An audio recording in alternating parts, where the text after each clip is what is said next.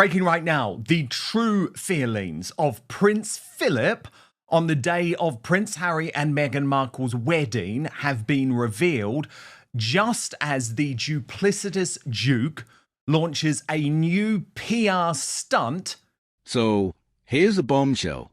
Grant Harold, a former royal butler who worked for King Charles when he was still Prince Charles, between 2004 and 2011, has come out with a new tell-all book what really goes on inside the royal household.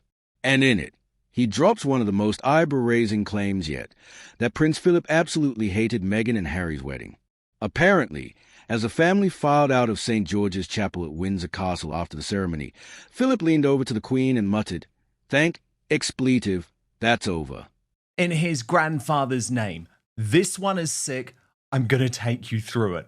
But first, can I just remind you of the royal family on the day of Harry and Meghan's wedding? Because let's be honest, they were hardly hiding their absolute horror at these nuptials. But Grant Harold, a royal butler of 7 years for King Charles, he worked at Highgrove from 2004 to 2011, has revealed in a bombshell new book what really goes on inside the royal household. But the most astonishing revelation is about what Prince Philip said upon leaving the chapel at Windsor Castle that day when his grandson had just married the American actress who he always believed should just remain a little bit on the side. This from Grant Harold's new book. Watching the family file out of the ceremony, which included the famous 14-minute sermon by Bishop Michael Curry, Harold claims in the book to have overheard a few choice words on the lips of the late Duke of Edinburgh. Once all the formalities were over, we watched as the happy couple and then the other members of the royal family filed out of the church, he writes. When Prince Philip came out, he turned to the Queen and said, "Thank fuck, that's over." And didn't we all feel the same? Brittany, editor of the Royal News Network, joins me now. Brittany, we're going to get into some of the other details from Grant Harold's book, but what do you make of this? Prince Philip on the day, it wasn't really his cup of tea, but I think we also just have to appreciate the fact, Brittany, he was a very elderly man by this point, and he had gone through huge efforts in terms of his physical health just in order to be at the ceremony. And you could argue that he did that for his grandson, Prince Harry.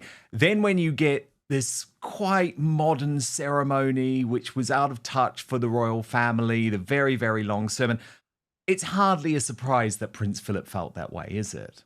Big news! Outspoken is now available as a podcast too. So please do subscribe wherever you get yours, Spotify, Apple Podcasts, and make sure you rate and review. I'll take 5 stars, if you may. No, definitely not, Dan. And Prince Philip always said it as it is. And that's his full reaction was, it's like, I'm done. Thank goodness this is over. Let's go back inside. I can find a comfier chair to sit in. And we do just have to appreciate the long-standing service of Philip. And I think both the Queen and Philip were just looking at this whole situation going, we hope this works out well. But I think everybody saw the warning signs, everybody saw the red flags, and people were just to their benefit, I think, in some ways, trying to give Meghan the benefit of the doubt. Of course, it went hugely sideways, but I'm sure everybody was just relieved to have the whole thing over, hoping maybe Meghan's Bridezilla would calm down, although then she became Duchess Zilla. So that just continued on and on. But Prince Philip, you just got to love him. He just says it as it is. He has no airs in many ways. And so you just got to appreciate him. And he always knew that Meghan Markle was inappropriate, an inappropriate showgirl. He didn't have a problem with Harry having a dalliance with her, but he never thought that she was appropriate to marry into the royal family. And I think you could argue he was right, because what I think is so fascinating, Brittany, when you think back to the royal wedding, is actually the royal family were well ahead of most of the public. They knew what a nightmare Meghan was before most of us did. Very true. And I think when you look back at Meghan and sort of all the red flags and warnings, I mean, there's a reason why those are there. And there's a reason why, royals, sometimes it's best maybe to avoid people who are in show business or people with a past like Meghan, but I think the whole royal family saw that she was really in this only for the title and the money. I think they knew that this was going to end badly. They knew Harry was just wrapped up and high on the Megzilla, and he just couldn't see truth. And I think everybody tried to warn him against Meghan. He just would not listen to anyone. And the royals were like, we've seen this side of Meghan. We're hoping it's just a phase when in fact it was her real personality the entire time. And Harry, much to his discredit, adopted much of his wife's personality and terrible habits in dealing with staff as well. Harry became, a monster with her in many ways. And so again, it all comes down to Harry and the poor royal family. You have to admit they were probably really hoping this would work, and it just didn't. Brutal. And honestly, if you remember that wedding, it sort of tracks. The royals looked less than thrilled. Bishop Michael Curry's 14-minute sermon, which was fiery, American, and very UN British, seemed to drag on for eternity for a family used to stiff, traditional Anglican services. Add to that Meghan's Hollywood sparkle and celebrity guest list, and you could see why Philip, a man of old-school bluntness, might have been rolling his eyes. Yes, and I think we should never forget, Brittany, that Prince Philip's very subtle nickname for Meghan Markle was DOW. That stood for the Duchess of Windsor. Of course, the Duchess of Windsor was Wallace Simpson. He knew his history, and he was right. He may not have lived to see it all play out, but he was absolutely right. And I think it's particularly sick, Brittany, given we know Prince Philip's true feelings, that Harry has decided to use his grandfather in a VJ Day publicity stunt. This, of course, leaked to Cameron Walker of GB News. Now, he's the little Omid Scobie-like twit who's totally there to do the propaganda job these days for Harry and Meghan. Totally bizarre that GB News has gone down that path, but there you go. This headline story, Prince Harry's secret tribute to Prince Philip revealed as Duke of Sussex's letter placed at memorial. Now, the leak to GB News, the Duke of Sussex asked a friend to discreetly place the letter and a wreath at the Burma Star Memorial in Staffordshire. So why do we know about it if it was so secret? Because they leaked this news to GB News. And within the letter, Prince Harry said, "For me, this anniversary carries an added layer of meaning. My late grandfather, Prince Philip, Duke of Edinburgh, served in the Pacific Campaign. He spoke with quiet humility about those years, but I know how deeply he respected all who stood beside him in that theatre of war. Today, as I think of him, I think also of each of you, of the shared hardships, the bonds forged, and the legacy you leave." But as you posted on this, Brittany, Prince Harry's pitiful attempt to cosplay as a royal by leaving a pointless letter to veterans and evoking the memory of his dead grandfather despite his cruelty towards his family on his wife's behalf rings as wildly hollow, hypocritical PR stunt. He should stick to playing video games like he did while serving. No one wants to hear from Bunker Harry about service and sacrifice when he only serves himself and his wife. And to that, Brittany, I say, hear, hear. And shame on GB News for becoming this propaganda machine. It's like no one believes that Harry placed this there secretly, because if he did, the news would never have emerged.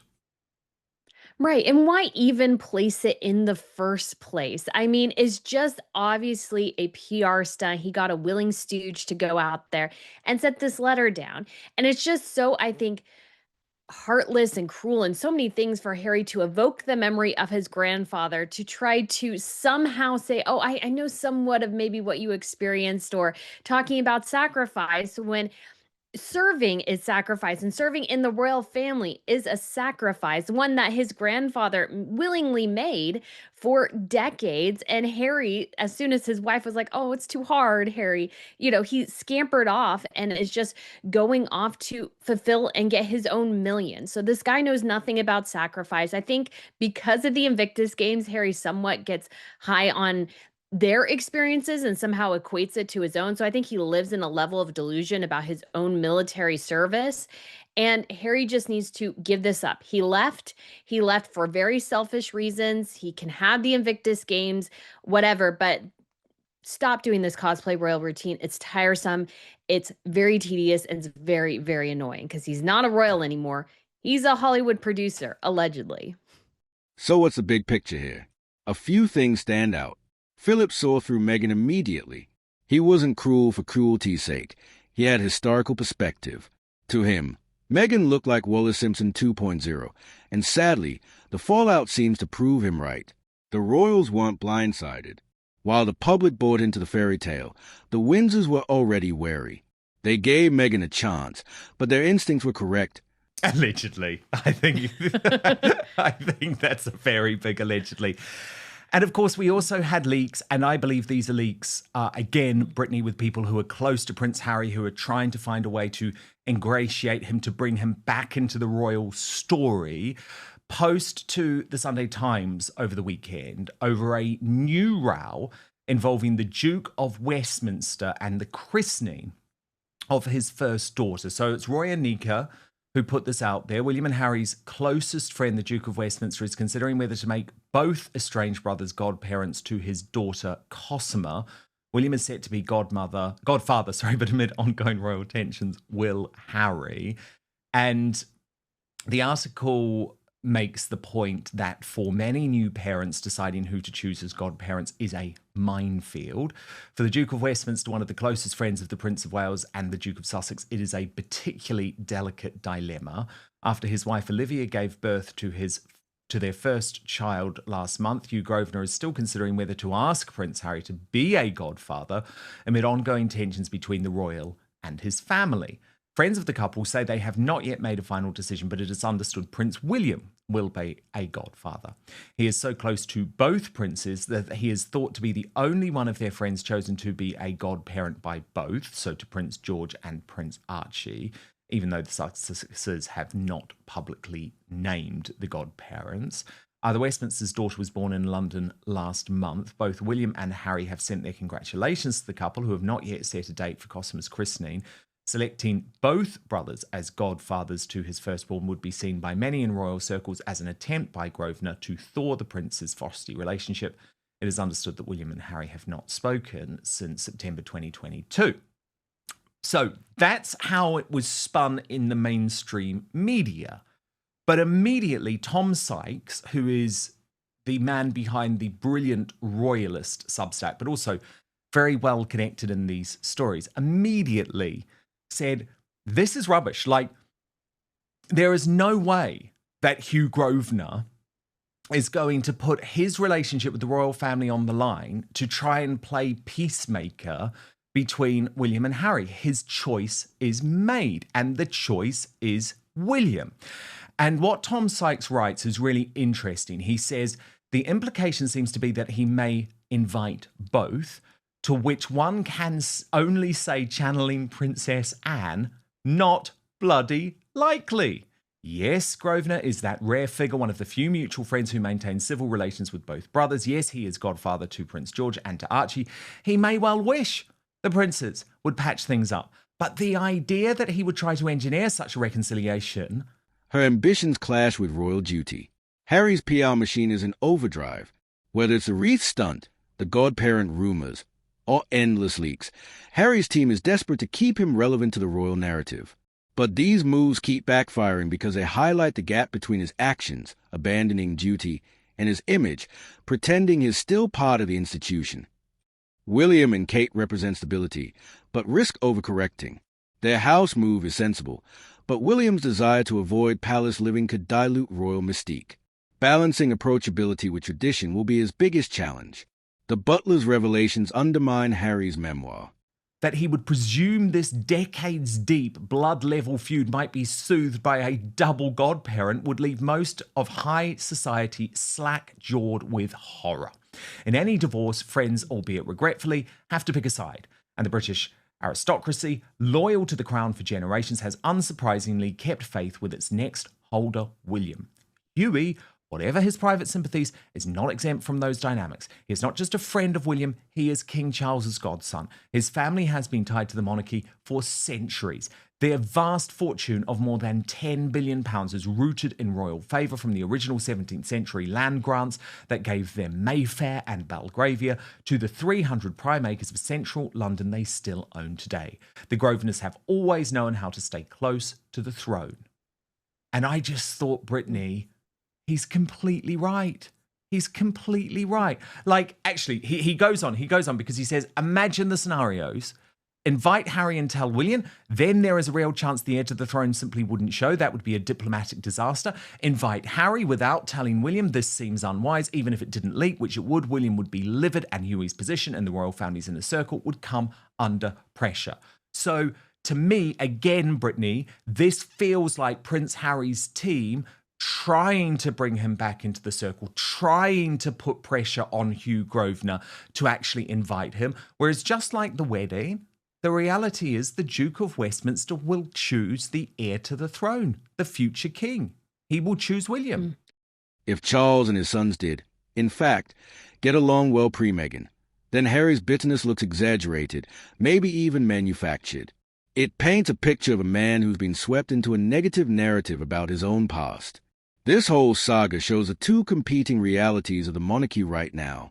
On one side, William and Catherine are carefully building the future, steady, modern, but maybe risking becoming too normal. On the other, Harry and Meghan are clinging to royal status they rejected, trying to use PR to stay in the spotlight while burning bridges in process. And hanging over it all is Prince Philip's ghostly warning. Thank God that's over. He saw what many didn't at the time, that Harry marrying Meghan was less a fairy tale and more a ticking time bomb. Sadly, history has proved him right.